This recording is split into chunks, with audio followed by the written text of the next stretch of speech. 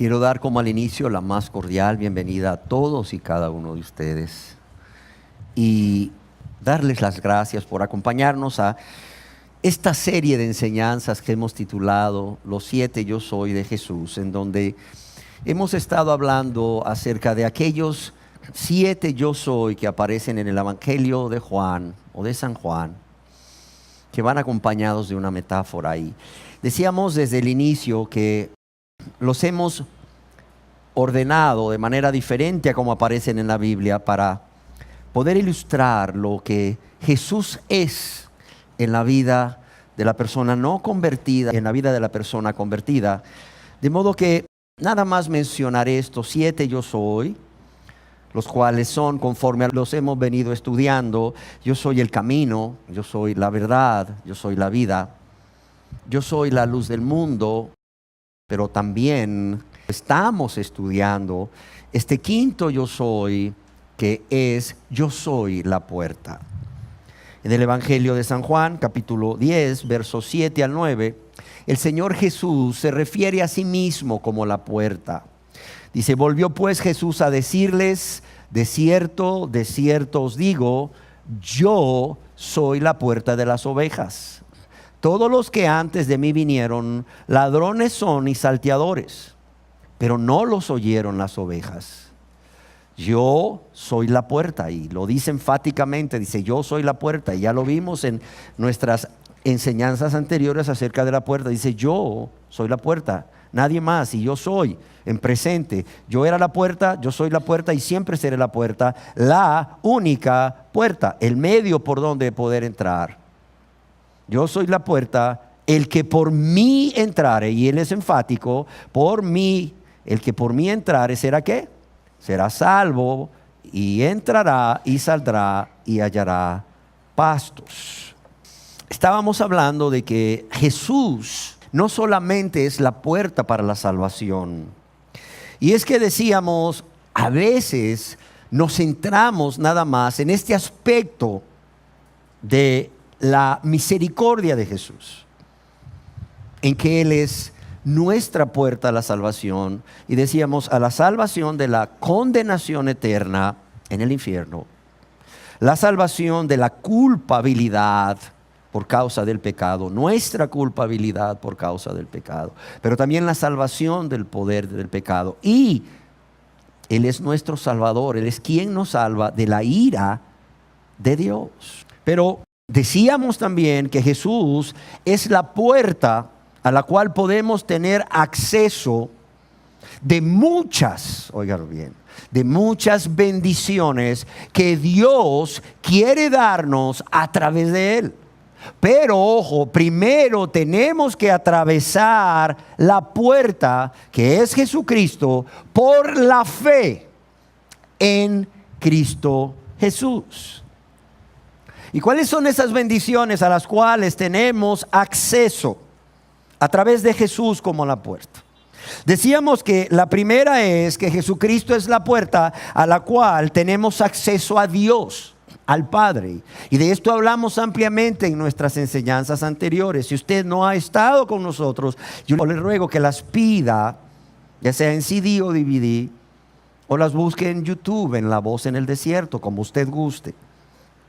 La primera bendición es que Jesucristo es la puerta, la única puerta a través de la cual tenemos acceso a Dios como nuestro Padre. La segunda es que Jesucristo es la puerta a través de la cual somos adoptados como hijos e hijas de Dios. La tercera bendición es que Jesucristo es la puerta a través de la cual entramos al redil y por tanto somos hechos pueblo de Dios, miembros de la familia de la fe o miembros de la familia de Dios. La cuarta es que Jesucristo es nuestra puerta a la paz con Dios. Todo esto lo hemos explicado en enseñanzas anteriores. La quinta, Jesucristo es la puerta a través de la cual obtenemos nuestra ciudadanía en el cielo. Y la sexta bendición de la cual hablamos en nuestra enseñanza anterior y vamos a continuar hablando en esta y quizás en una más si es necesario, es que Jesucristo es la puerta a una vida abundante. El Señor mismo nos dice en el Evangelio, según San Juan, en el capítulo 10, en la parte final del verso 10, yo he venido ¿para qué? Para que tengan vida y para que la tengan ¿en qué? En abundancia, es decir, una vida plena. Una vida rebosando, óigase bien. Yo he venido para que tengan vida y para que la tengan en abundancia. Y esta vida en abundancia es una vida que se vive en esta tierra. Ciertamente hablábamos del Señor Jesús, cuando hablábamos de que el Señor Jesús es la vida, como que el Señor Jesús es la fuente para la vida eterna. Sin embargo, hoy quiero hablar, como hemos hablado ya la vez pasada o en la reunión anterior, de esa vida abundante que Jesús ofrece aquí en la tierra. Y decíamos que es necesario hacer énfasis en ello, y sobre todo para los jóvenes, pero en realidad para todos, porque luego Satanás nos ha vendido la idea, y el mundo nos ha vendido la idea, que ser cristiano es aburridísimo, que lo peor que le puede pasar a una persona es ser cristiano o ser cristiana. ¿Por qué razón? Bueno, porque se está perdiendo de todo aquello que el mundo le está ofreciendo, que no es más que temporal, que no es más que un espejismo, no es más que una mentira de Satanás. Les han hecho creer, o nos habían hecho creer, que ser cristiano no solo es aburrido, es nada más vivir y ponernos a guardar mandamientos. Y decíamos que sí, que el cristiano guarda mandamientos, pero también aclaramos que guardamos los mandamientos con mucho gusto, porque los mandamientos de Dios no son una carga para nosotros, no son gravosos, como dice Juan en 1 de Juan 5. ¿Por qué razón? Porque quien nos ha dado estos mandamientos es alguien que nos ama como nadie nos ha amado. Es alguien que nos ama con perfecto amor, como cantábamos. Pero además es alguien que nos los ha dado para nuestro bien, pensando en nosotros, pero también nos ha dado el poder para hacerlo. No es que dijo obedezcan y ya, obedezcan y yo les voy a dar el poder. Clamen a mí, yo les voy a dar el poder por medio de mi Santo Espíritu. Pero además los obedecemos porque amamos a esa persona que nos pide que le obedezcamos. La amamos y realmente porque le amamos y estamos muy agradecidos con Él, es que queremos agradarlo y una forma de agradarlo es guardando sus mandamientos. Entonces, ¿cómo es esta vida abundante? En nuestra reunión anterior dijimos que antes de ver cómo era esta vida abundante íbamos a hablar de quién es el dador de esta vida abundante, o por qué podemos creer que realmente vamos a tener esta vida abundante en la tierra, y es porque Jesús lo ha prometido. Y Jesús, ¿verdad?, quien es Dios, ha venido. Y hablábamos ampliamente de todo lo que es Jesús para que realmente esto nos impactara.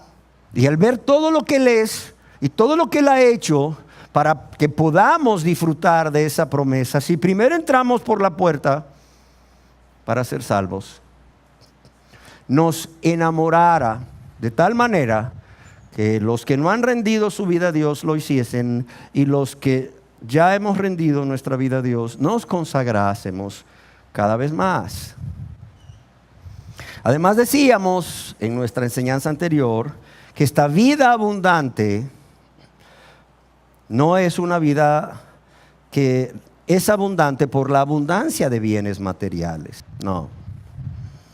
También decíamos que no es abundante por el éxito o la fama que la persona pueda tener, o la admiración que puedan tener hacia ella. Decíamos también que esta vida abundante no es una vida necesariamente libre de aflicciones, libre de estrés, libre de angustia. Al contrario, es paz en la tormenta. Pero también yo quisiera añadir algo que no dije la vez pasada, y es que esta vida abundante no es abundante porque es libre de tentaciones. Yo quiero decirte que si tú decides convertirte a Dios, tú decides que Jesús sea el Señor y Salvador de tu vida, no es que las tentaciones se van a acabar. De hecho, al inicio del ministerio del Señor Jesús podemos ver que Él fue llevado por el Espíritu al desierto y fue ¿qué? Fue tentado. ¿Cuántas veces? 3 veces por Satanás. Claro, Él salió victorioso, gracias a Dios. ¿Por qué? Porque clamó a Dios. Pero no solamente Jesús, podemos ver en la vida del apóstol Pedro que él también fue tentado. ¿Y fue tentado a qué?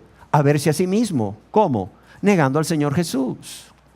Y al final del ministerio de Jesús podemos ver a Pedro ¿verdad? Siendo tentado también 3 veces y viendo cómo cayó. ¿Por qué? Porque realmente negó al Señor Jesús. Pero bueno, también vemos cómo Pedro fue restaurado por la misericordia del Señor Jesús al perdonarle esto que había hecho o este pecado que había cometido contra él. Y bueno, si esta vida no es abundante por los bienes materiales que la persona posea, o por los éxitos o fama alcanzados, o por ser libre de aflicción o sufrimiento, o por ser libre de tentación, ¿qué hace que esta vida sea abundante? Ya lo dijimos, en griego la palabra abundante es la palabra perizón, que entre otras cosas significa algo más allá de la medida. Una cantidad tan abundante como para ser considerablemente más de lo que uno esperaría o anticiparía. Dice, más allá de la medida, una cantidad tan abundante como para ser considerablemente más de lo que uno esperaría o anticiparía. Por eso es que se habla de una vida abundante como una vida llena, plena, rebosante.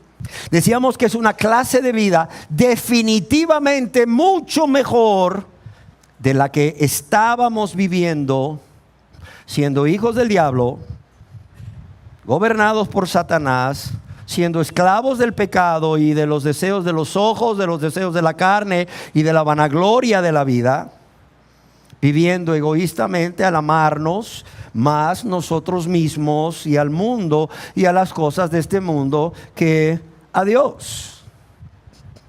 Y decíamos que yo pienso que es a esta vida en abundancia, esta vida plena, rebosante, es en lo que estaba pensando el apóstol Pablo cuando escribía a los Corintios, allá en 1 Corintios 2:9, para los que les gusta anotar, cosas que ojo no vio, ni oído oyó, ni han subido en corazón de hombre, son las que Dios ha preparado para los que le aman.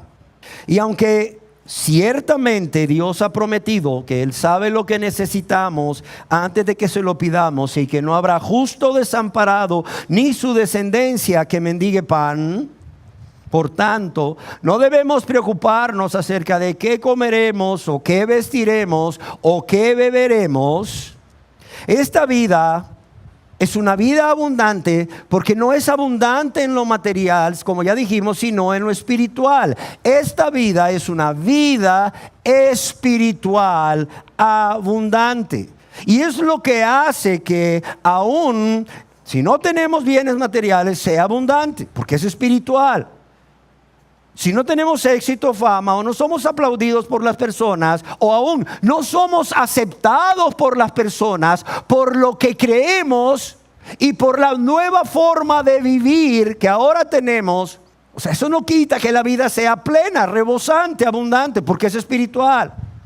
Aún en medio de aflicciones, en medio de pruebas, podemos vivir esta vida porque esta vida es espiritual. Y aún en medio de tentaciones, podemos vivir esta vida abundante, plena, porque es espiritual. Pero además, no solo porque es espiritual, no tiene que ver con lo material, no tiene que ver con las circunstancias alrededor, no tiene que ver en cómo actúan las personas para con nosotros, no tiene que ver nada de eso. Pero también es importante que entendamos que esta vida espiritual es abundante porque es la misma vida de Dios en el creyente.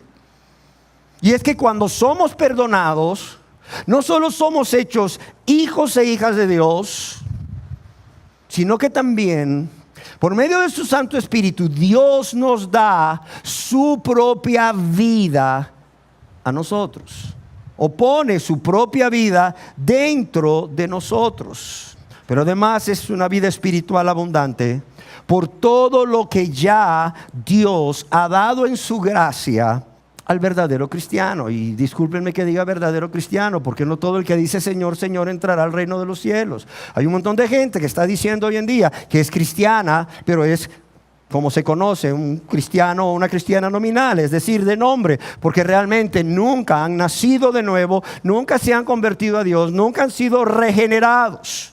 Siguen viviendo la misma vida vieja mejorada, en donde quienes gobiernan su vida son ellos, quienes son el Señor de su vida son ellos, y viven para practicar el pecado y disfrutar de los deleites temporales del pecado, tristemente. Pero aún así se llaman cristianos y en muchos lugares les llaman hermanos y les han hecho creer que son cristianos y que van camino al cielo. Menudo susto se van a llevar si realmente no reaccionan. No leen sus Biblias, porque Biblias tienen. Amén. Y esta vida espiritual es abundante, está llena a rebosar, como cuando estás llenando un vaso con un refresco de esos gaseosos, ¿verdad? Que lo vas llenando y de repente, ¿verdad? Se sale del recipiente que lo contiene, está rebosando por todo lo que Dios en su gracia ha dado al verdadero cristiano. Yo quisiera que viéramos una corta lista de todo lo que Dios le ha dado al verdadero cristiano. Y digo corta lista porque es mucho más de lo que vamos a estar viendo. Yo quisiera que viéramos eso a través de la vida del apóstol Pablo.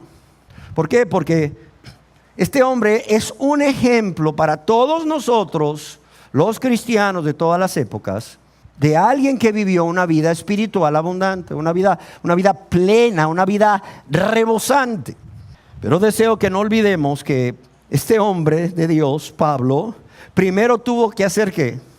Tuvo que atravesar la puerta que es Jesús mismo por medio de la fe en él cuando iba camino a Damasco. ¿Se acuerdan? Yo quisiera suplicarles que en la medida que vaya yo hablando de cada una de estas bendiciones que hicieron que la vida espiritual de Pablo fuese abundante, ustedes vayan meditando en cada una de ellas. Vayan meditando en cada una de ellas. ¿Por qué razón? Porque son las mismas bendiciones por las cuales todo verdadero creyente hoy en día puede, y no solo puede, quiero decirle esto, debe tener esta vida abundante, esta vida espiritual rebosante en esta tierra. Pero también quiero que usted medite, porque si usted no se ha convertido a Dios, espero que la persona de Dios y la persona de Jesucristo primeramente, pero también estas bendiciones que hacen que esa vida en Cristo sea una vida abundante, le atraigan primeramente a venir a Jesucristo para atravesar por la puerta y ser salvo y ser salva. Y si usted es cristiano o es cristiana, yo quiero que usted medite en esto. ¿Para qué? Para que ese amor y esa gratitud por Cristo sean avivados. Para que ese amor y esa gratitud por Cristo sean avivados, como se reaviva el fuego, de modo que usted pueda arder para Cristo, pueda consumirse para Él, viviendo una vida de entrega total, incondicional, de consagración a Él, pero además consagrados ¿a qué? Agradarle en todo, obedeciéndole, extendiendo su reino y sirviéndole. Pero también viviendo una vida en la que Jesucristo se refleje y pueda usted ser luz del mundo y sal de la tierra, sin importar cuánto tiempo tenga de convertido o de convertida. Y pueda ser un instrumento en las manos del Señor Jesús para la evangelización de este mundo sin esperanza. ¿Y cuál es la primera bendición que hace que esta vida espiritual o esta vida en Cristo o con Cristo sea una vida abundante, rebosante? La primera es el sentirse amado por Cristo. El sentirse amado por Cristo. En su carta a los Gálatas, el apóstol Pablo le dice, hablando de Jesucristo, allá en Gálatas 2:20, para los que les gusta anotar, dice, el cual me amó. O sea, el apóstol Pablo estaba consciente de que Jesucristo le había amado a él y le seguía amando a él. Dice, el cual me amó. Ahora yo quiero decirles que ¿Cuánto sentido da a nuestras vidas el sentirnos amados por alguien? Y es que, amados, hablar de amor es hablar de una necesidad humana.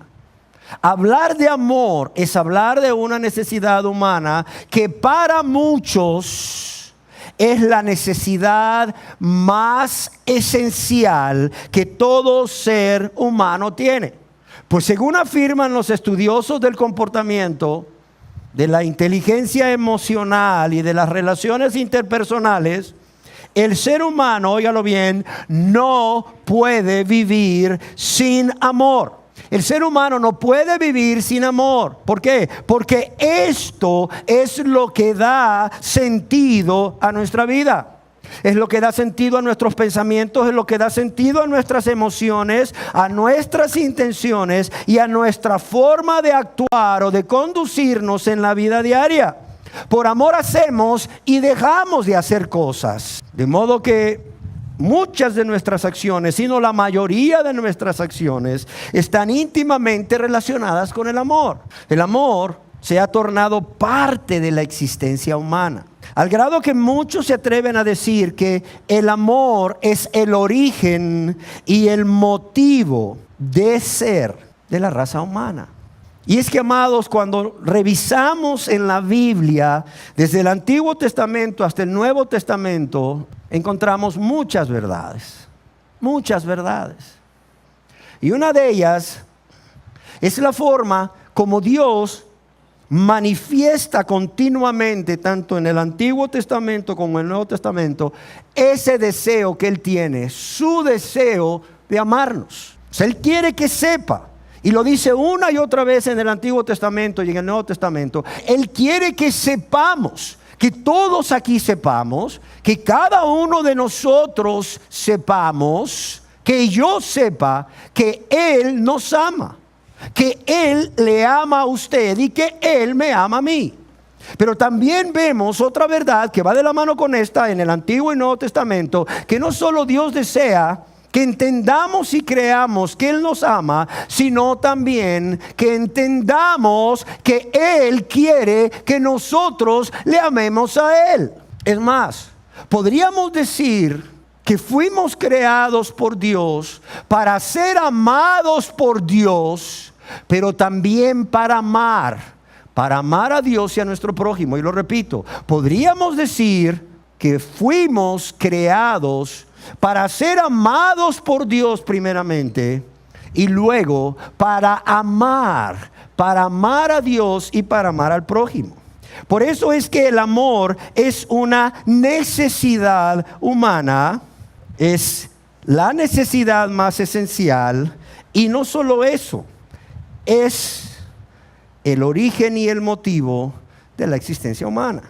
Yo quiero poner un ejemplo, y este ejemplo es los resultados que se han obtenido de diferentes estudios clínicos en niños llamados neonatos. ¿Quiénes son los neonatos? Son los niños o niñas que van desde recién nacidos hasta los 3 meses. Se han llevado a cabo estudios clínicos con estos niños y con estas niñas desde recién nacidos hasta los 3 meses de vida, estando un grupo al cuidado de enfermeras profesionales y el otro al cuidado de sus madres. Ambos grupos han estado en las mismas condiciones, condiciones de alimentación, condiciones de cuidado o atención. Sin embargo, los resultados son los siguientes. Los niños que fueron cuidados por sus madres, se vio que lloraban menos, dormían más placenteramente, se miraban más saludables a los 3 meses de edad y ganaron más peso. Ahora, ¿cuál fue la razón? Si ambos recibieron una atención profesional por parte de las enfermeras y los cuidados profesionales, y se trató de que ambos grupos estuvieran, ¿verdad?, de igual forma. O sea que no hubiera diferencia entre un grupo y otro. La razón es la interacción entre la madre y sus hijos y el amor que las madres manifestaban a sus hijos durante este tiempo en que estaban interactuando con ellos, mientras duró el estudio de aproximadamente 3 meses. Es increíble. Y una prueba de esta verdad de que fuimos creados por Dios para ser amados por Dios y para amar, es que aún los ateos que niegan la existencia de Dios han expresado su necesidad de ser amados. Y un ejemplo de ellos es Madeleine Murray O'Hair. ¿Quién era Madeleine Murray O'Hair? Esta mujer, una ciudadana norteamericana que nació en Pittsburgh, Pensilvania, y que falleció el 29 de septiembre de 1995, fue considerada, o más bien, ella se consideraba a sí mismo como atea. Y fue conocida a nivel mundial, no solo por ser atea, sino porque se dedicó con mucho esfuerzo, con mucha pasión, a promover el ateísmo en los Estados Unidos a través de la fundación de Ateos para América, de la cual ella fue su presidenta por muchísimos años. Sin embargo, Madeleine Murray O'Hair, quien llevaba un diario personal, el cual fue publicado en ese diario personal por lo menos 6 veces, oiga bien, por lo menos 6 veces, esta mujer escribió lo siguiente: alguien en alguna parte, por favor, ámeme. O sea, en su diario personal, que abarca diferentes etapas de su vida, esta mujer escribió por lo menos en 6 ocasiones: alguien en alguna parte, por favor, ámeme. O sea, esto nos demuestra que no solo la necesidad de ser amados y de amar la vemos desde recién nacidos, sino que no importa si las personas creen en Dios y que fuimos creados para esto, o no creen en Dios, la necesidad de ser amados está ahí.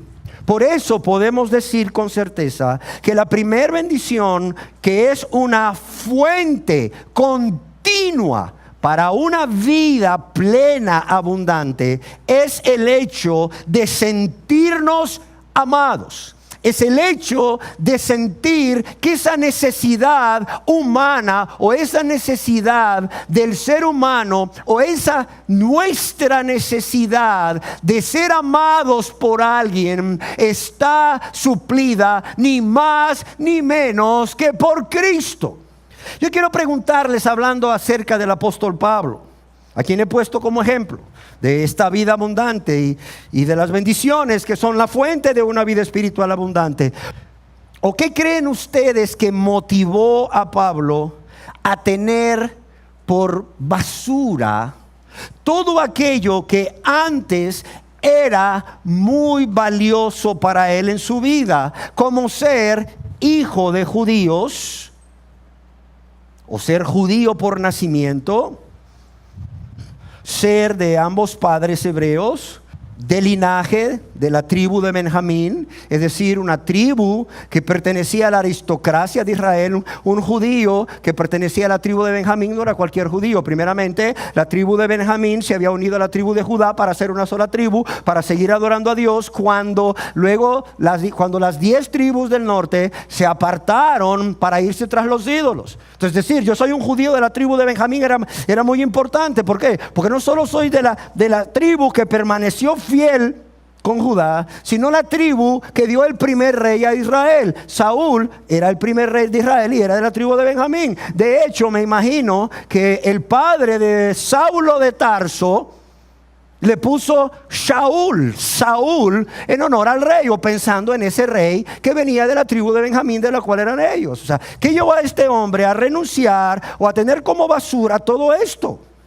Es más, sus estudios en la ley y en el pensamiento rabínico, el haber sido educado a los pies de uno de los más prominentes rabinos de la época, su celo, su justicia propia, su reputación misma como rabí por el hecho de aventajar a muchos en su religión.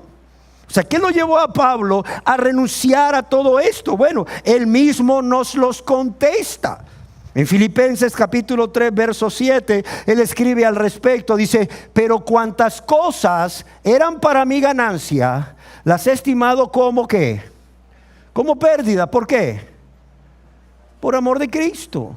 Óigalo bien, óigalo bien. Pero cuantas cosas eran para mi ganancia, las he estimado como pérdida por amor de Cristo.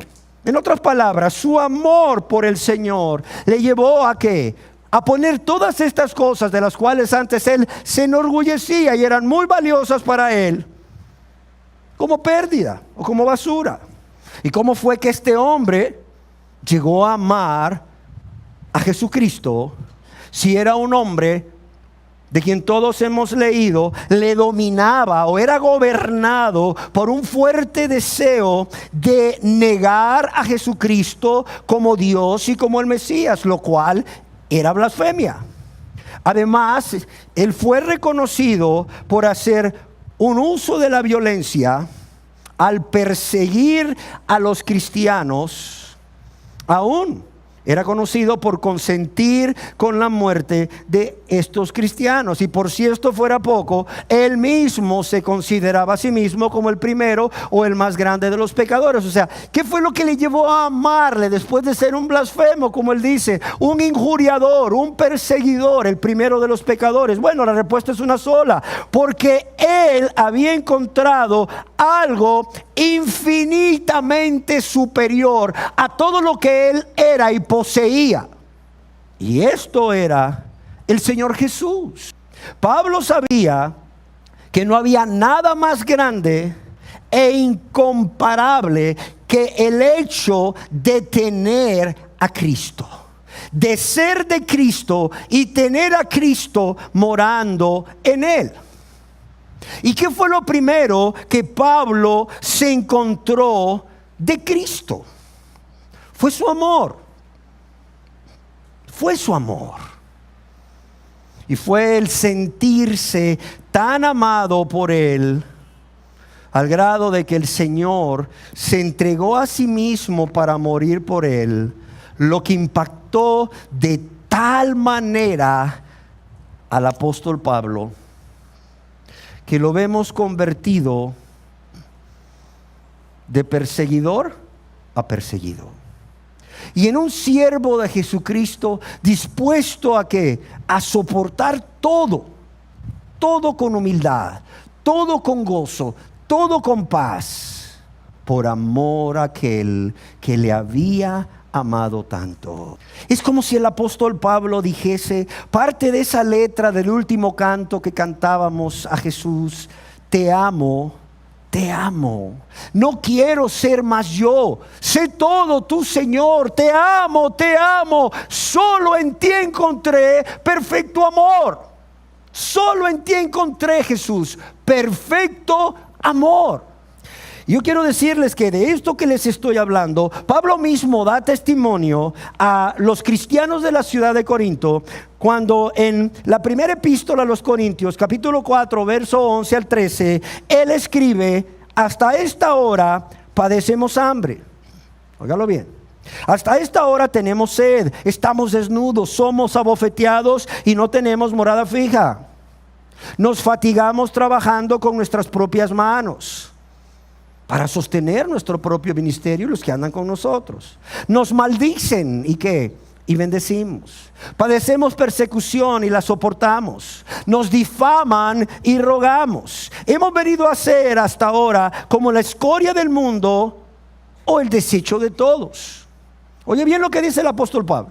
Y es que, amados, yo pienso en ¿cuánto podemos renunciar o a cuántas cosas podemos renunciar? Y aún, ¿cuántas cosas podemos padecer como Pablo por amor a una persona? Por amor a una persona. ¿Cuándo? Cuando consideramos que somos tan amados por esa persona que vale la pena sufrir, padecer por esa persona. Y esto te lleva a padecer, a sufrir por esa persona que te ha amado tanto, como lo hacía el apóstol Pablo, con humildad, con gozo, con paz, por amor a Él. Y eso nos permite, cuando nos sentimos tan amados, eso nos permite sufrir por esta persona, padecer por esta persona y aún seguir teniendo una vida en Cristo, una vida espiritual abundante, plena. ¿Por qué? Porque el hacer cualquier cambio que Jesús demande en nuestras vidas, o renunciar a cualquier cosa en nuestras vidas para agradar y manifestar nuestro amor por esa persona que tanto nos ama, viene siendo hasta un privilegio, amados. Y así, el sentir que somos tan amados y que por fin encontramos a alguien que nos amara como nadie nos había amado, es lo que se convierte en una fuente de vida abundante, aún en medio de lo que estemos atravesando, pase lo que pase en nuestras vidas. Aún, como decíamos, es un privilegio.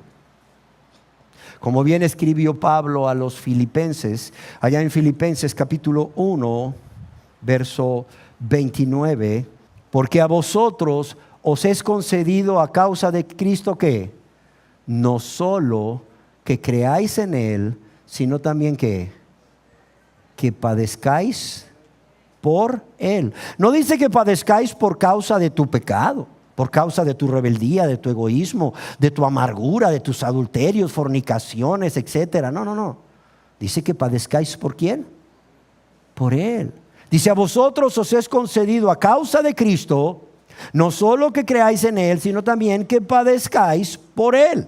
Otras versiones lo traducen, pues a ustedes, óigalo bien, pues a ustedes se les dio no solo el privilegio de confiar en Cristo, sino también el privilegio de sufrir por Él. Y es que cuando realmente te sientes tan amado, es un privilegio sufrir por Él.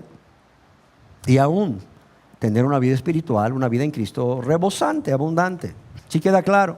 La primera bendición es el sentirse amados. El sentir que esa necesidad del ser humano está suplida, ni más ni menos que por aquel que nos amó con perfecto amor. Y que por ese perfecto amor ha hecho todo lo que ha hecho por nosotros y lo seguirá haciendo. Amén. ¿Cuál es la segunda bendición? La segunda bendición es que Pablo no solamente se sentía amado por Cristo, sino que sentía que su vida era de mucho valor para Cristo.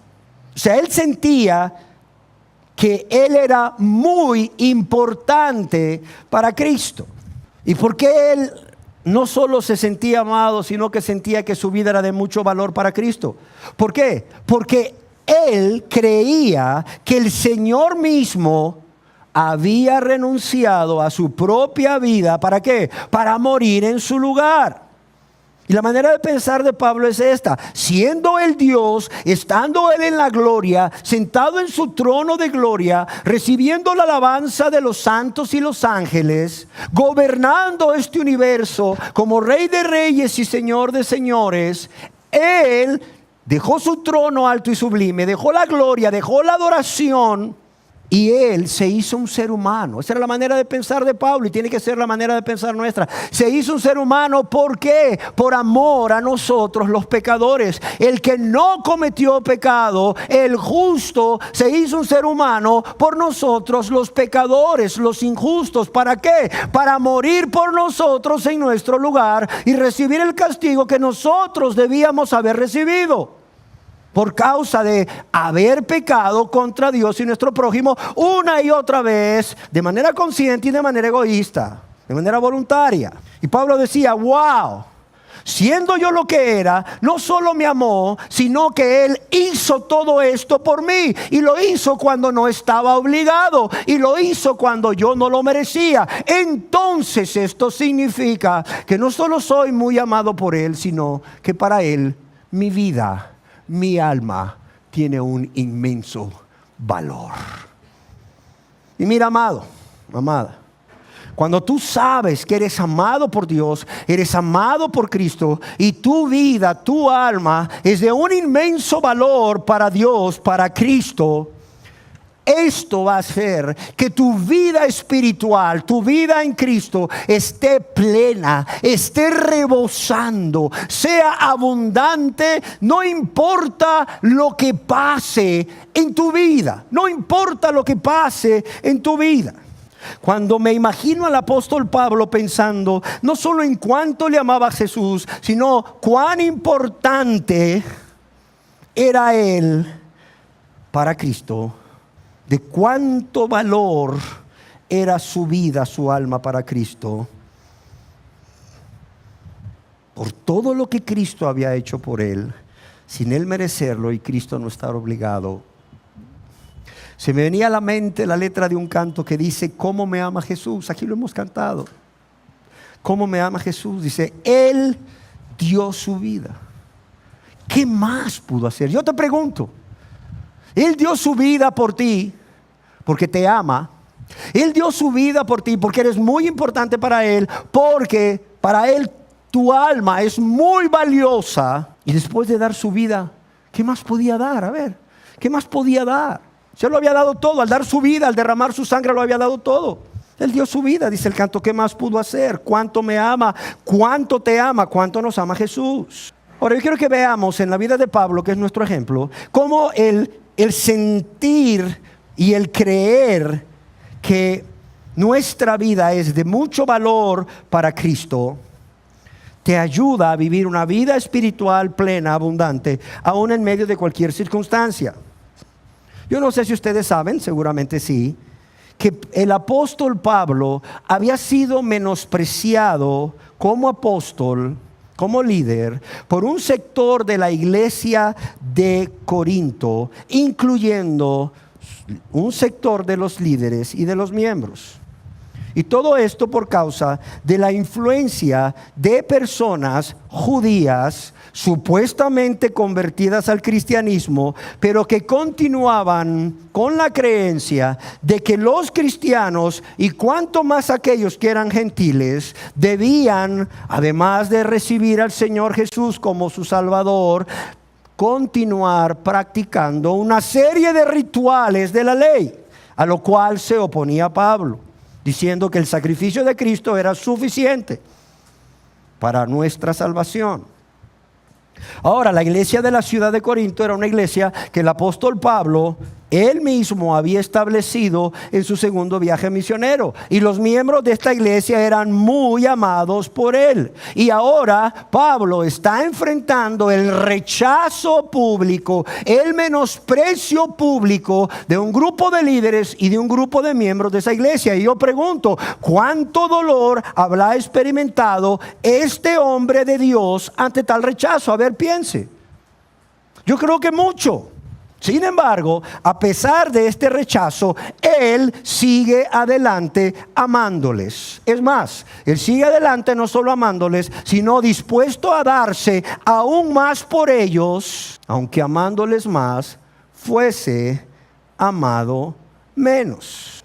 Y esto que les digo lo podemos leer allá en la segunda epístola del apóstol San Pablo a los Corintios, capítulo 12, verso 15, donde el apóstol les escribe: y yo con el mayor placer gastaré lo mío. Aún mismo dice: yo me gastaré del todo por amor a vuestras almas. Aún yo mismo me gastaré del todo por amor de vuestras almas, aunque amándoos más, sea amado menos. Otra versión traduce la parte final de este versículo así: con gusto me desgastaré por ustedes y también gastaré todo lo que tengo, aunque parece que cuanto más los amo, menos me aman ustedes a mí. Y vemos cómo Pablo estaba felizmente dispuesto a darse a sí mismo en un incansable servicio y sacrificio por sus almas, es decir, por su bienestar espiritual. Incluso si no tenía la esperanza alguna de que su amor por ellos fuese correspondido, él seguiría amándolos. Fíjese lo que vemos aquí. Este hombre, si no tenía la esperanza, o si no había en él esperanza alguna de que su amor hacia ellos fuese correspondido, él seguiría amándoles. Y yo pregunto, ¿cómo es que este hombre, un hombre de carne y hueso, como ustedes y yo, podía actuar tan lleno de amor para con estas personas que le estaban rechazando, para con estas personas que le estaban menospreciando? Aún ante la realidad de que parecía que aunque él les amase más, ellos le amaban menos.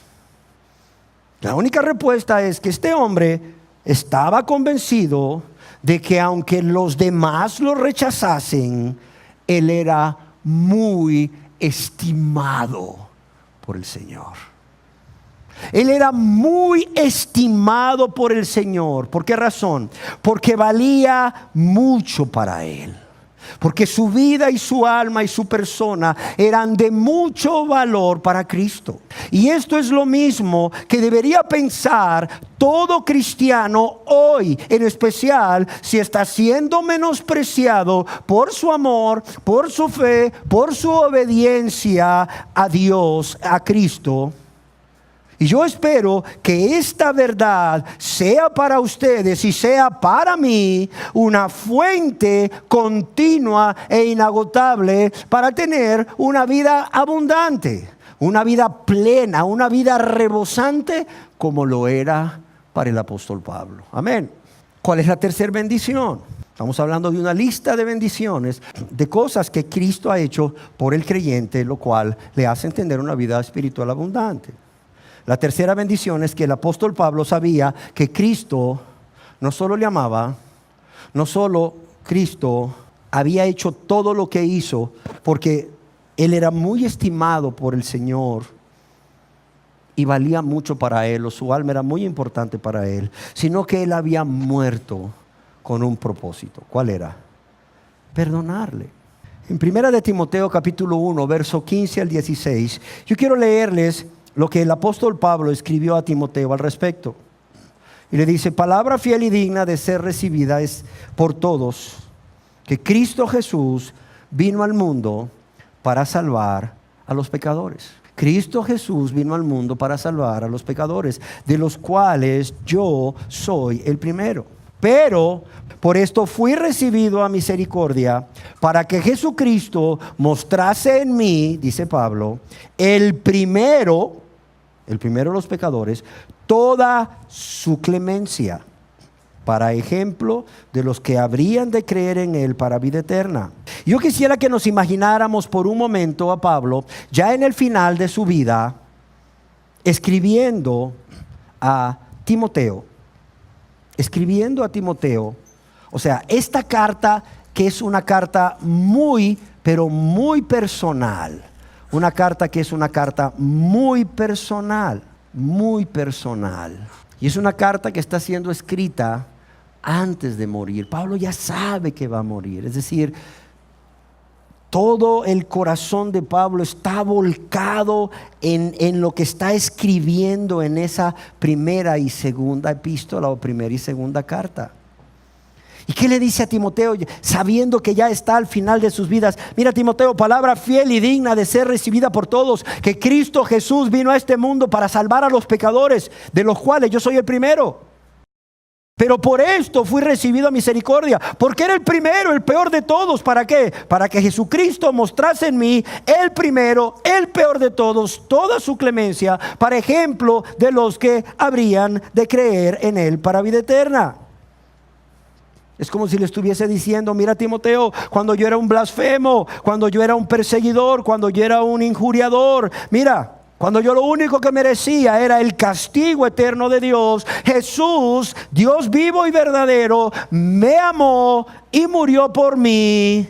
Y ojo, mi multitud de pecados no fue una limitante para que Él me amara hasta el grado de dar su vida por mí, mostrando en mí toda su clemencia. O sea, mira cuántas cosas había en la cabeza de Pablo. Desde el principio, durante su vida terrenal, durante su ministerio y al morir. Mira Timoteo, o sea, esto lo está escribiendo un hombre antes de morir. Es algo que lo tiene en el corazón y lo plasma en un papel. Timoteo, cuando yo era blasfemo, cuando era perseguidor, cuando era injuriador, cuando era el primero de los pecadores, cuando lo único que merecía era el castigo eterno de parte de un Dios santo y justo, Cristo me amó y murió por mí.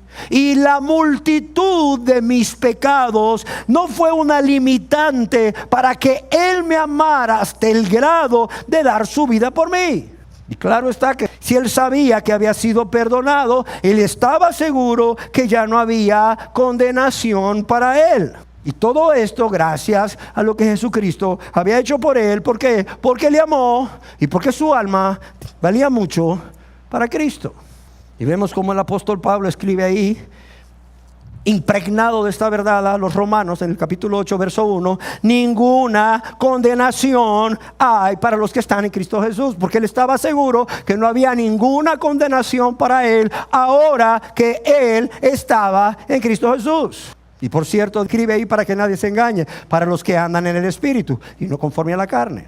Bien dijo el salmista: bienaventurado, es decir, inmensamente feliz, felicísimo, rebosando de gozo, es el hombre a quien Jehová no inculpa de pecado.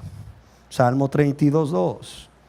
O bien, dichoso aquel a quien se le perdonan todas sus transgresiones. Una fuente de la dicha de Pablo, que inundaba su mente, inundaba su corazón, inundaba su vida, de modo que hacía de que su vida espiritual fuese una vida abundante, rebosante. Es el hecho de saber que había sido amado, que valía mucho para Cristo y que había sido perdonado. Porque como bien dice el salmista en alguna versión de la Biblia: dichoso aquel a quien se le perdonan sus transgresiones, a quien se le borran sus pecados. Dichoso, y lo vuelvo a repetir, dichoso aquel a quien el Señor no toma en cuenta sus pecados. Amén. Mira, una persona puede no tener más que los bienes materiales necesarios, pero sabe, está seguro, está segura de que todos sus pecados han sido perdonados. Mira, esa persona tiene un gozo, una paz, una dicha, una tranquilidad, una vida plena, rebosante. A pesar de ello, mira, lo pueden estar rechazando, menospreciando, pueden estar calumniándole inclusive por su amor a Cristo, no por pecados que comete, porque ahora su anhelo es amarle y vivir para agradarle y servirle y predicar el evangelio, para obedecerle. Que no importa que lo menosprecien o lo rechacen o hablen mal de él o calumnien, mientan. Mira, si sabe que Cristo le ha perdonado, esta persona puede decir: no me importa nada, tengo su amor, soy muy estimado, muy estimada por Él, muy valioso para Él, muy valiosa para Él, y Él me ha perdonado, dando su vida, muriendo en la cruz para que yo tenga vida. Eso me es más que suficiente. No necesito nada más. Amén. Termino con una cuarta bendición, porque hay muchas más. Vamos a estar hablando de todas ellas, para que realmente entendamos y vivamos esa vida espiritual en Cristo, plena, abundante. La cuarta bendición que Pablo había recibido, por lo cual tenía una vida espiritual abundante, y todo cristiano debe tenerla, es porque estaba seguro que Jesús no solo le había perdonado, sino que al hacerlo le había hecho una nueva criatura. Amén. Cuando nosotros leemos en la epístola o la carta del apóstol Pablo a los romanos, el capítulo 7, podemos ver que desde el verso 11 en adelante, este hombre narra cómo él vivía una vida miserable, una vida sin poder, una vida de fracaso en lo que respecta a su vida espiritual. Quizás tenía mucho de qué gloriarse desde su nacimiento hasta la alta posición que él tenía como rabino, pero en cuanto a su vida espiritual, no había victoria sobre el pecado. No había victoria sobre el pecado. Era un caer continuamente. Era una vida de práctica de pecado. Es más, él llegó a decir: miserable de mí, ¿quién me librará de este cuerpo de muerte? Miserable de mí. O sea, él está diciendo, él está dando testimonio de cómo él se sentía. Dice: miserable, me siento miserable. Miserable de mí, ¿quién me librará de este cuerpo de muerte? Pero cuando comienza el capítulo 8, este hombre dice: ahora pues, ninguna condenación hay para los que están en Cristo Jesús, los que no andan conforme a la carne, sino conforme al Espíritu. Y luego en el verso 2 este hombre dice algo que es impactante. Dice: porque la ley del Espíritu de vida, la ley del Espíritu de vida en Cristo Jesús, que dice él, me ha librado. Dice: me ha librado ¿de qué? De la ley, del pecado y de la muerte.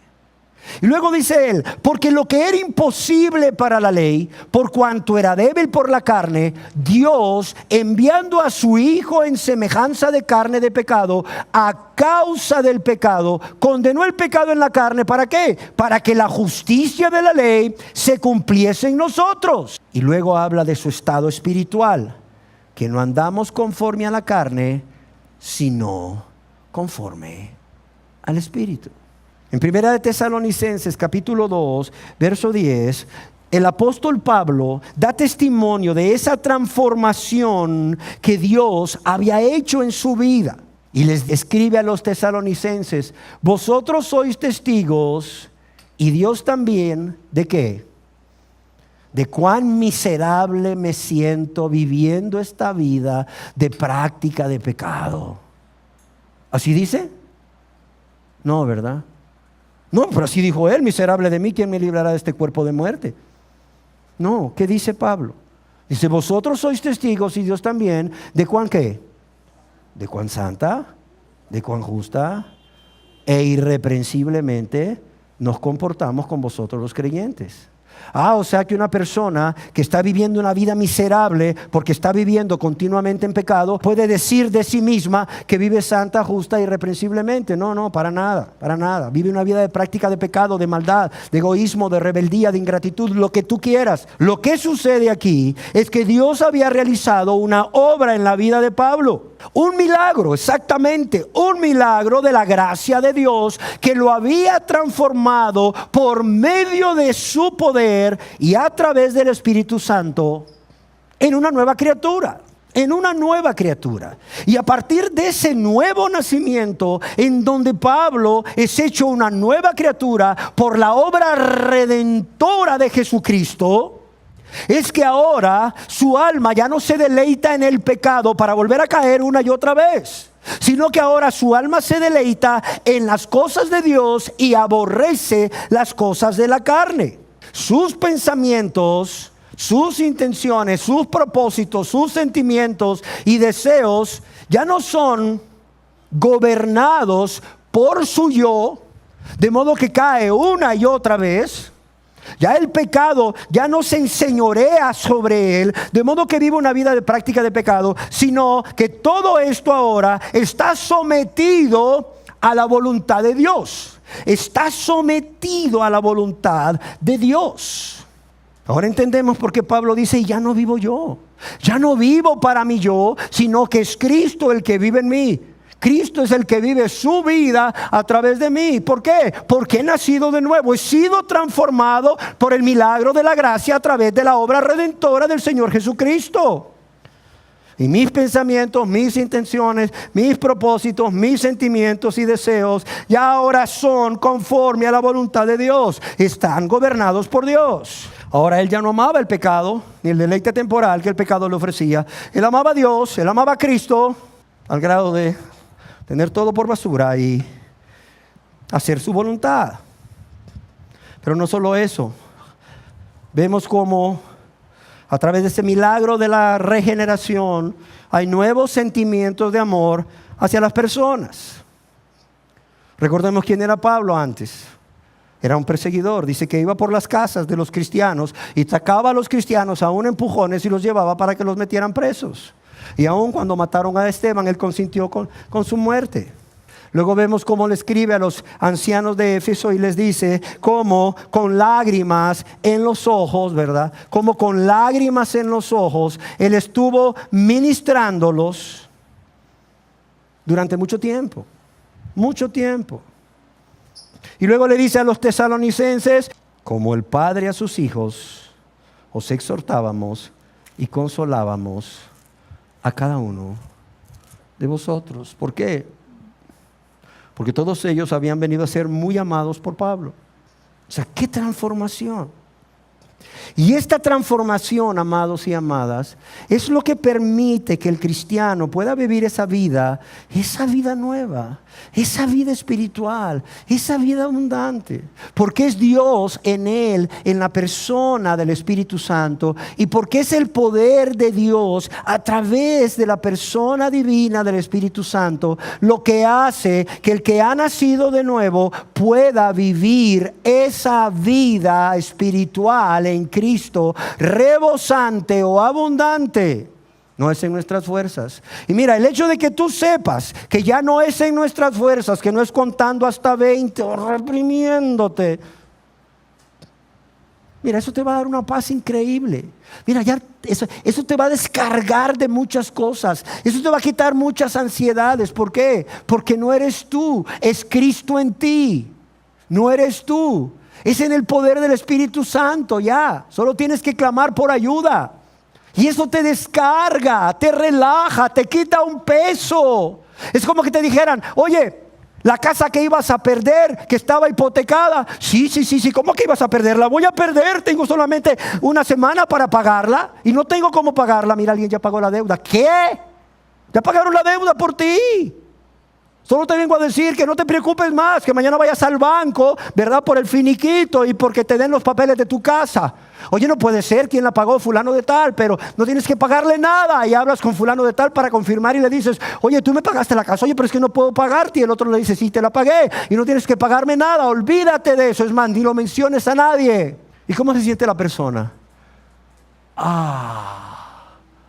Mira, su cuerpo se le afloja. Se siente descargada. ¿Cómo voy a vivir la vida cristiana? ¿Cómo voy a poder cumplir con las demandas que Dios hace a mi vida? No te preocupes. Cristo mora en ti. ¿Sí o no? Dice, mi Padre y yo vendremos y haremos morada en Él. O sea, y cuando dice morada, no es que vino para quedarse 2 días de visita de fin de semana. Es que vino para enrancharse ahí, como decimos nosotros. Vino y se enranchó ahí. Mira, ya lleva 3 meses y no parece que se vaya a ir. Él vino para quedarse para siempre. De modo que ya no te tienes que preocupar en cómo vas a vivir esa vida agradable a Dios, sino más bien en entregar tu vida a Dios si no te has entregado. O en consagrarte cada día más por amor a aquel que te amó primero. Por amor a aquel para quien tu vida, tu alma, tu persona es muy valiosa. Para amor a aquel que lo dejó todo. Aún dio su vida para perdonarte, para salvarte, para hacerte una nueva criatura. Amén. Demos gracias a Dios. Señor, te damos gracias por todas y cada una de las bendiciones que podemos obtener a través de ti, si atravesamos por esa puerta que eres tú, Jesús, por medio de esa fe en ti, sometiéndonos a tu señorío. Señor, yo quiero pedirte, como decíamos al principio, que no sea la vida abundante lo que realmente nos apasione, sino que seas tú, Señor, el dador de esta vida abundante. Para que no sea esa vida abundante lo que anhelemos, sino a ti, el dador de esa vida abundante. Y vengamos a ti, unos para salvación y otros para consagración, Señor.